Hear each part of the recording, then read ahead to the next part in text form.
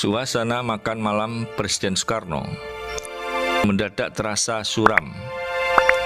Dia marah besar setelah mendapat kabar tentang Perhimpunan Pelajar Indonesia (PPI) Jerman melakukan aksi menentang gagasannya soal manifesto politik dan kabinet nasakomnya.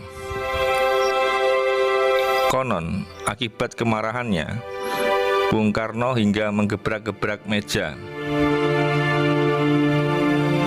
Peristiwa itu terjadi di sela-sela perhelatan konferensi gerakan non-blok GNP Beograd, Yugoslavia pada September 1961.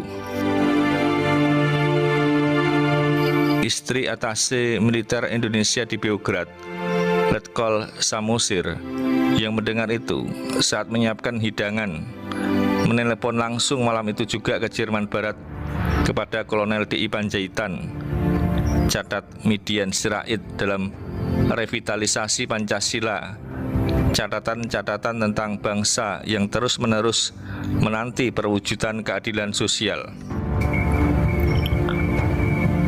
Kolonel Donald Isaac Panjaitan, atase militer Indonesia di Jerman, disebut-sebut sebagai dalang dan sponsor atas sikap oposan dari PPI Jerman. Tudingan itu berasal dari Menteri Penerangan Ahmadi ketika menghadiri Kongres keempat PPI se-Eropa di kota Praha, Cekoslovakia, Agustus 1961. Dari kota Praha, Ahmadi kemudian bergabung dengan rombongan kepresidenan di Beograd dan melaporkan hasil kongres kepada Soekarno.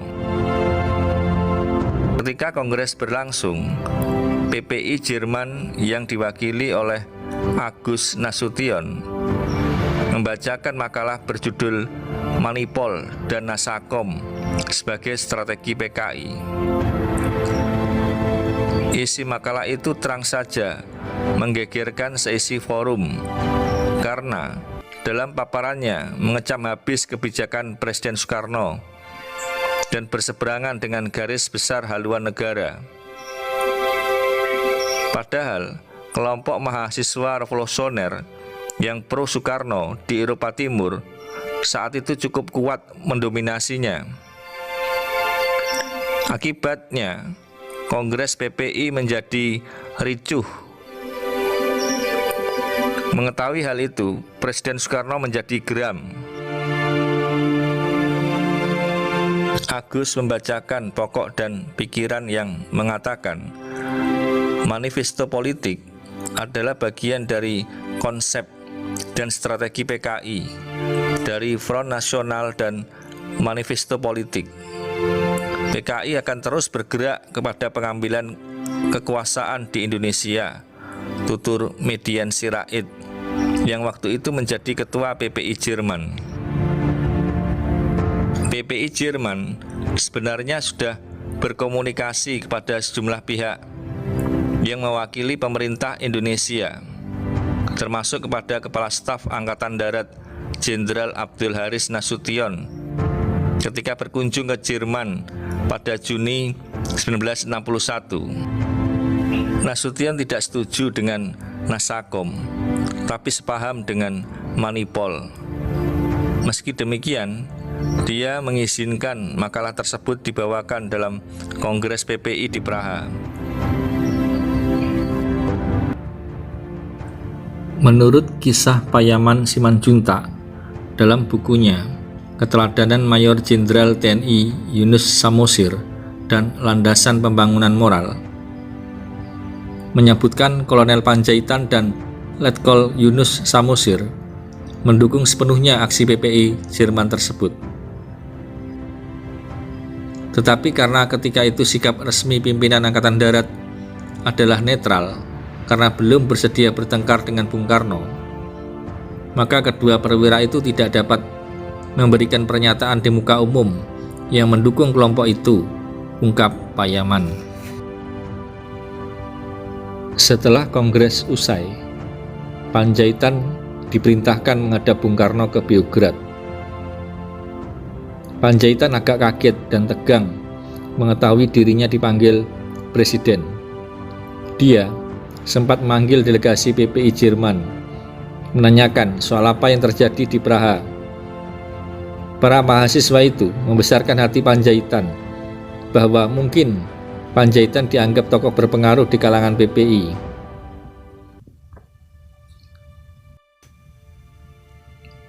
Selain Kolonel Panjaitan, Duta Besar Lukman Hakim dan Letkol Yunus Samosir juga turut dipanggil. Mereka semua dianggap bertanggung jawab atas lolosnya makalah kontroversial dari kelompok mahasiswa Indonesia yang bergabung dalam PPI Jerman. Setibanya kembali dari Bonn, suami saya memanggil Median Sirait dan mengatakan bahwa Presiden telah memarahinya, tutur istri Panjaitan, Mareike Tambunan dalam DI Panjaitan gugur dalam seragam kebesaran. Kena amuk dan omelan dari Bung Karno tidak membuat Panjaitan jera.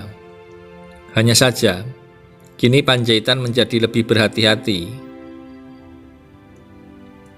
Kepada Median Sirait, Panjaitan mendesak PPI Jerman supaya tidak dianggap anti Manipol, anti Nasakom, dan anti Bung Karno. Maka PPI Jerman diminta bersikap lebih kooperatif, nasionalis, dan Pancasilais. Meski demikian, Soekarno tetap curiga dengan kegiatan politik mahasiswa Indonesia di Jerman.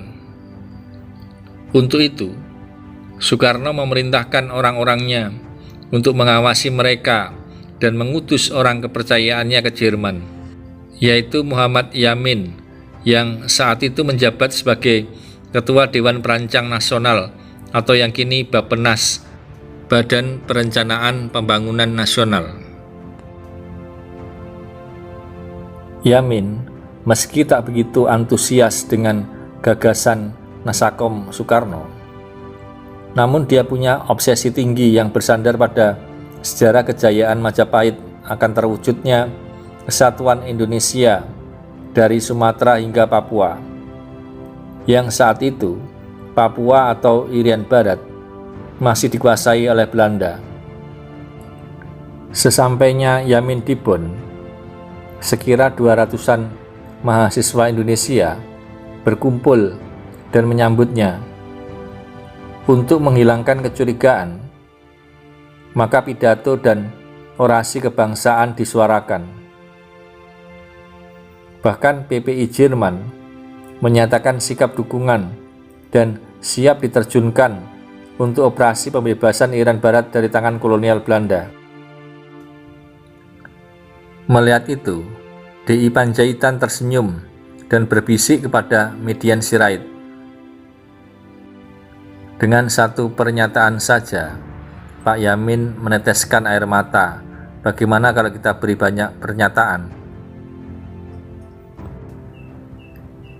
Di Beograd, Yamin melaporkan hasil kunjungannya ke Presiden Soekarno yang saat itu masih melawat ke negara Yugoslavia. Soekarno sendiri, meski senang mendengar laporan Yamin, namun tetaplah belum hilang kecurigaannya bahwa Kolonel DI Panjaitan tidak loyal dan telah menjadi agen pihak asing. Ini terkait kedekatannya dengan Sukendro dan A.E. Kawilarang.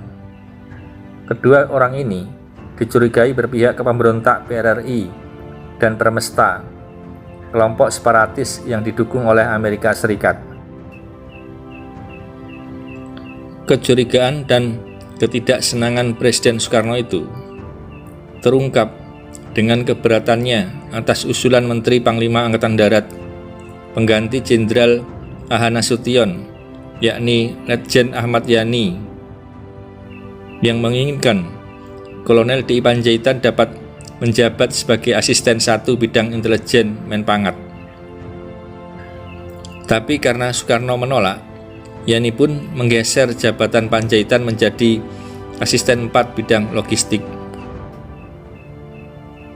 Dalam perkembangan politik selanjutnya, kecurigaan Soekarno atas ketidakloyalan Panjaitan seakan-akan menemui pembenaran.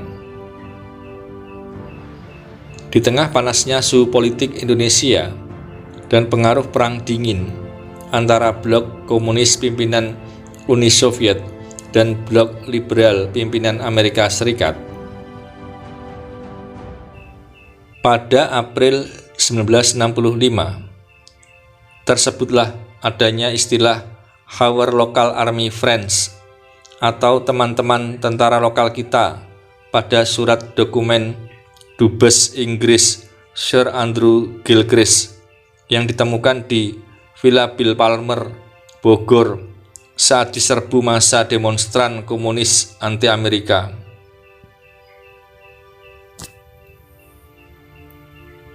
Selain isu dokumen Gilchrist yang memunculkan istilah adanya Dewan Jenderal, pada pertengahan tahun 1965 muncul pula kasus pembongkaran paket bantuan senapan cung dari Cina untuk para sukarelawan Dwikora di Tanjung Priok, di mana dalam kasus itu nama Brigjen D.I. Panjaitan, asisten 4 bidang logistik Menpangat, disebut sebagai tokoh kunci atas pembongkaran senapan laras panjang jenis SKS yang dikirimkan bersamaan dengan bahan-bahan material pembangunan gedung Konevo itu. Yang pasti, sejarah kemudian mencatat bahwa nama Brigjen D.I. Panjaitan merupakan salah satu dari 7 atau 8 perwira tinggi yang menjadi sasaran pengambil paksaan dari pasukan G30S di bawah pimpinan Letkol Untung Samsuri, Komandan Kawal Kehormatan Presiden Soekarno.